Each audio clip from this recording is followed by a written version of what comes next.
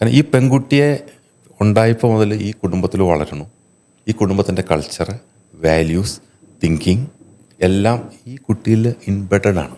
പുറത്തുനിന്ന് ഒരാൾ വരുമ്പോൾ ആ ആൾ വളർന്നിരിക്കുന്ന സാഹചര്യമേ ഡിഫറെൻ്റ് ആയിരിക്കാം. അപ്പോൾ അവിടെ ചില പ്രശ്നങ്ങൾ ഉണ്ടാവാൻ വഴിയുണ്ട്. ഇതിലേക്ക് മാനേജ്മെൻറ്റിലേക്ക് വരും. ഫാമിലി ബിസിനസ്സിലേക്ക് പെൺകുട്ടികളെ കൊണ്ടുവരുന്നതിനെക്കുറിച്ച് സാറിൻ്റെ അഭിപ്രായം എന്താണ്? ഇതൊരു വളരെ കോംപ്ലിക്കേറ്റഡ് അല്ലെങ്കിൽ ഒരു ചലഞ്ചിങ് ക്വസ്റ്റ്യനാണ്. അതിൻ്റെ അകത്തൊരു യെസ് ഓർ നോ ആൻസർ ഞാൻ പറയുന്നില്ല. എൻ്റെ എക്സ്പീരിയൻസും ഈ പലർക്കും കിട്ടിയ എക്സ്പീരിയൻസ് വഴി ഉണ്ടായിട്ടുള്ളൊരു ജനറൽ ട്രെൻഡും ഞാൻ പറഞ്ഞുതരാം.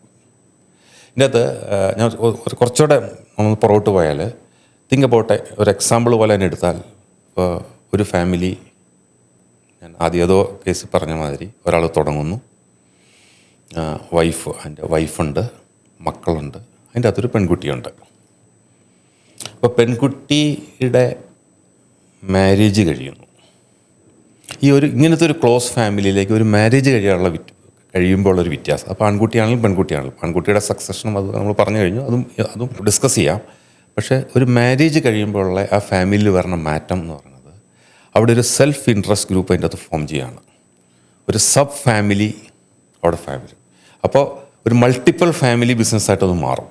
ഇനി ഈ പെൺകുട്ടിയുടെ സണിലോ ഫോർ എക്സാമ്പിൾ ബിസിനസ്സിലേക്ക് വരുവാണെങ്കിൽ, ഇത് വരണ്ടെന്നോ അല്ല, അത് depends upon the family planning പോലെ ഇരിക്കും. ജനറൽ ട്രെൻഡ് സംഭവിക്കണം എന്നാന്ന് വെച്ചാൽ, ഇതിലേക്ക് വരുമ്പോൾ ഒരു ഔട്ട്സൈഡ് കൾച്ചറുള്ള ഒരാൾ, കാരണം ഈ പെൺകുട്ടിയെ ഉണ്ടായപ്പോൾ മുതൽ ഈ കുടുംബത്തിൽ വളരണം.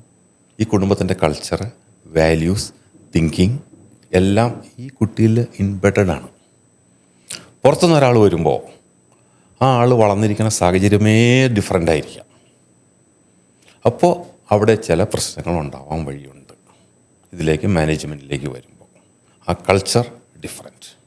അപ്പോൾ ആ പ്രവൃത്തിയും ഈ പ്രവൃത്തിയും തമ്മിൽ മിക്സ് ചെയ്യാണ്ട് വരാം. ഞാൻ എൻ്റെ അതൊരു കേസ് സ്റ്റഡി പറയാം. ജനറലായിട്ടുള്ളൊരു കാര്യമാണെങ്കിൽ പോലും ഈ കേസിലൊരു പെൺകുട്ടിയുള്ളൂ. അപ്പോൾ പിന്നെ ഓപ്ഷൻസ് ഇല്ല, പെൺകുട്ടിയും സണ്ണിലോയും വന്നേ പറ്റുള്ളൂ. ഫാദറും വൈഫും കൂടി രണ്ടുപേരും പ്രൊഫഷണൽസാണ്. രണ്ടുപേരും മൾട്ടിനാഷണൽ കമ്പനിയിൽ വർക്ക് ചെയ്തുകൊണ്ടിരുന്ന ആൾക്കാരാണ്. അവരൊന്നിച്ചൊരു ബിസിനസ് അവിടെ നിന്ന് റിസൈൻ ചെയ്തിട്ട് തുടങ്ങുന്നു. ആ ബിസിനസ് വളർന്ന് പന്തലിച്ച് one of the best professional കമ്പനിയായിട്ട് വളർത്തിക്കൊണ്ടുവരുന്നു. അപ്പോൾ പെൺകുട്ടിയുടെ കല്യാണം കഴിയുന്നു. നാച്ചുറലി പെൺകുട്ടി ഓൾസോ ഇസ് എഡ്യൂക്കേറ്റഡ്, പക്ഷേ ബിസിനസ്സിലേക്ക് ഇൻഡക്റ്റ് ചെയ്തിട്ടില്ല. കാര്യമായിട്ട് ഉണ്ട് എന്നല്ലാണ്ട് സീരിയസ് ആയിട്ടൊരു റോള് കൊടുത്തിട്ടില്ല. സണ്ണിലോ വരുന്നു. Is A smart Guy, well educated, very good exposure outside.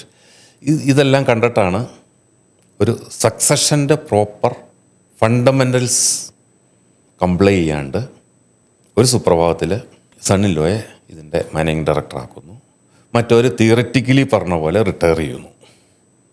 ആ ഒരു പ്രോസസ്സ് ശരിയായില്ല. പ്രോസസ്സ് ശരിയായാൽ പോലും ഞാൻ ആദ്യം പറഞ്ഞ പ്രശ്നം അവിടെ നിൽക്കുകയാണ്.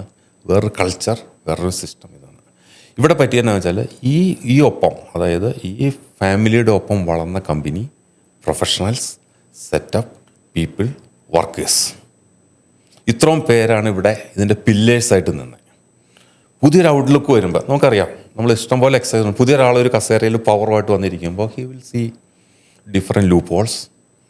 Certain people are not competent, systems are not there, digitalization is not there, people has to be changed. പഴയ ആൾക്കാരൊക്കെ മാറണം, പുതിയ ജനറേഷൻ വരണം. ഇത് ചെയ്തതും ഭയങ്കര ഫാസ്റ്റായിട്ട് ചെയ്തു, without looking at how that organisation was build up. ഇതൊന്നും ചെയ്യേണ്ടെന്ന് ഞാൻ പറയുന്നില്ല, പക്ഷെ ചെയ്യുന്നതിന് ഒരു രീതിയുണ്ട്.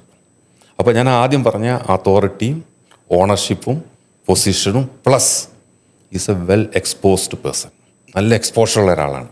പുള്ളിക്ക് അങ്ങനെ ഫെയിലിയർ ഒന്നും അതിൻ്റെ അകത്ത് പറ്റില്ല. ഇതൊരു കേസാണ്. ഫെയിലിയർ എന്ന് വെച്ചാൽ ഈ ഒരു കൾച്ചറൽ ഇതല്ലാണ്ട് ഗവേൺ ചെയ്യണതിൽ ഫെയിലിയർ ഒന്നും വരില്ല. ഇതിൻ്റെ അൾട്ടിമേറ്റ് ഇതെന്താണെന്ന് വെച്ചാൽ ഭയങ്കര കംപ്ലീറ്റ് കൺഫ്യൂഷനായി അവിടെ. ഈ ആൾക്കാരെല്ലാം റിസൈൻ ചെയ്തു പോയി. ഈ വർക്കേഴ്സും അവരൊക്കെ പറഞ്ഞു വിട്ടവരൊക്കെ അവരുടെ ഒറിജിനൽ ആൾക്കാരുടെ വീട്ടിൽ പോയി കരച്ചിൽ, ബഹളങ്ങൾ, ആ സങ്കടങ്ങളായി. ആ ഫാമിലി, ഇയാൾ സെൻറ്റിമെൻറ്റ്സ് ഇല്ലാണ്ട് ഈ want to clean it up, make it as a multinational company, complete digitalisation, complete mechanisation and ഒരു ഗ്ലോബൽ ലെവലിലേക്ക് പെട്ടെന്ന് കൊണ്ടുപോകാനായിട്ട് നോക്കി.